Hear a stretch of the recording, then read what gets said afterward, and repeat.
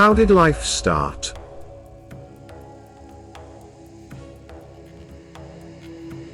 Exciting as these biocommunities are, it remains unclear how, when and where they and life on Earth originated.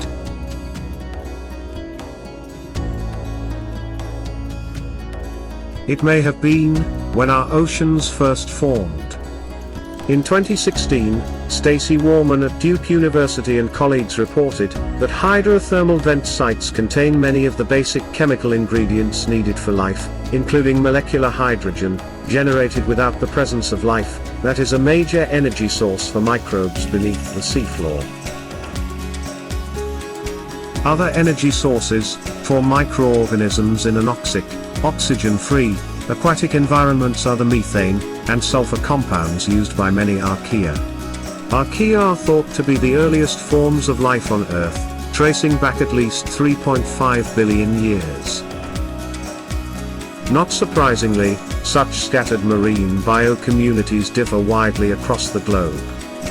Does this imply separate origins, or simply adaptations to different environments? Probably the latter, due to variations in seafloor topography, tectonic movement, current changes, and inconsistent nutrient availability. All this shows that life on our planet is amazingly adaptable. For example, many organisms in Arctic and Antarctic environs have evolved a special class of antifreeze proteins that bind to ice crystals, stopping them from further growth and causing fatal cellular damage. At the other extreme, we find hyperthermophile bacteria in hot springs and deep ocean vents, capable of surviving temperatures up to, and past, the boiling point of water. Undoubtedly, the hardiest microbe we know of is the bacterium Deinococcus radiodurans, first discovered in tins of meat that had been radiated in an attempt to sterilize them. Not only can it survive cold, dehydration, vacuum, and acid, but it's also the most radiation-resistant organism known, thriving in levels 1,000 times higher than humans can tolerate. Such extremophiles reveal that evolution is powerful, and raise the question of whether there are limits to this process. Given that terrestrial life has adapted to a wide range of conditions, could alien life be equally malleable? Alien water life. Some of the most advanced and intelligent animals today are birds and mammals. Among mammals, our closest evolutionary relatives include apes and monkeys, which often exhibit social traits embarrassingly similar to ours. Perhaps most remarkable though, are cetaceans, including whales, porpoises, and dolphins. Animal behaviorists generally agree that bottlenose dolphins are self-aware, and possibly capable of abstract thinking.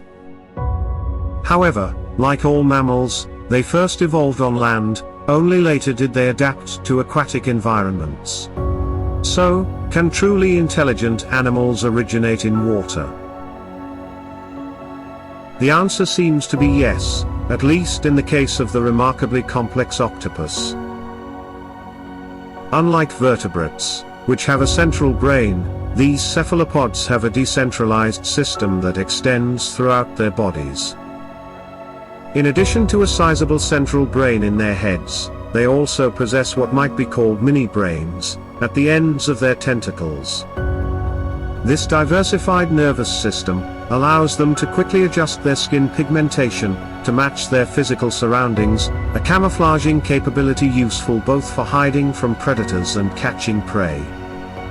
Octopuses also exhibit higher-order cognitive abilities, including problem-solving, and even a degree of social interaction with humans. Because they are soft-bodied animals, their evolutionary history is difficult to trace for lack of distinctive fossils. But the nervous systems of these boneless, totally aquatic creatures seems to have evolved in a convergent, almost parallel manner to that of land vertebrates. Perhaps intelligence is a trait that evolution converges on, like wings, which evolved several times in various land animals.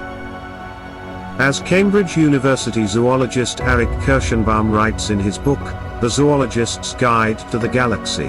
What animals on Earth reveal about aliens and ourselves, Penguin, 2021. On Earth, flight evolved 4 different times in 4 different groups, in birds and bats, and pterosaurs and insects. The fact that they all use wings isn't because they evolved on Earth, it's because it was advantageous to fly, and wings are just about the only way to fly.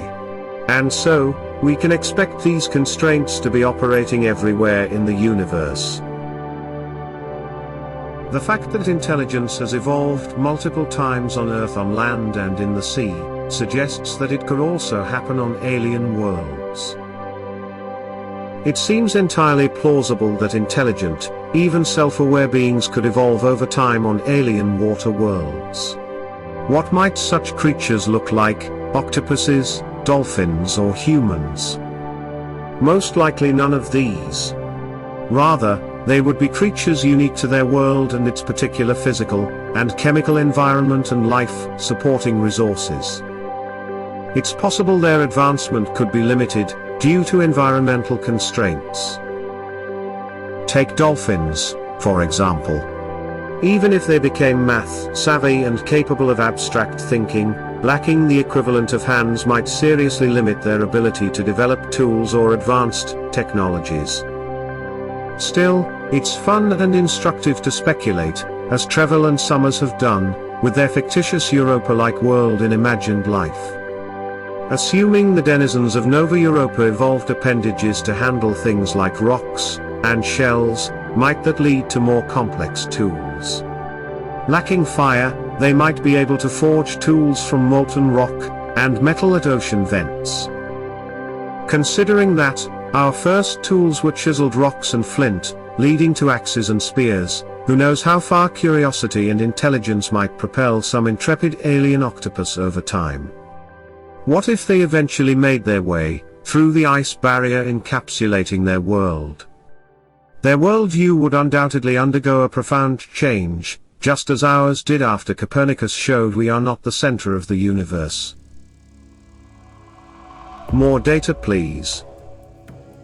Before speculating further, of course, we must return to hard science.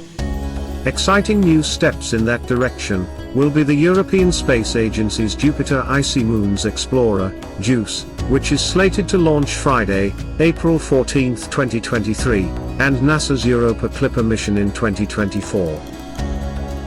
JUICE, see here for a more detailed overview of the JUICE mission, will focus on Ganymede, Callisto, and Europa, Jupiter's 3 Galilean moons thought to hold significant subsurface bodies of water.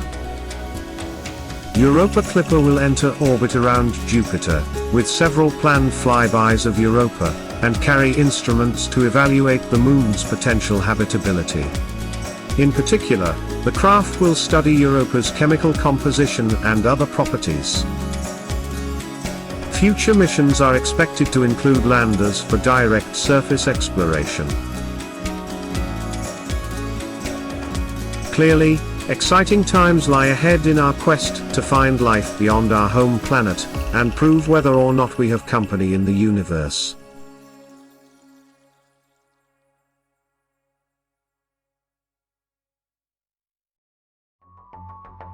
Subscribe to our channel for exciting content and stay connected with all the latest updates and adventures.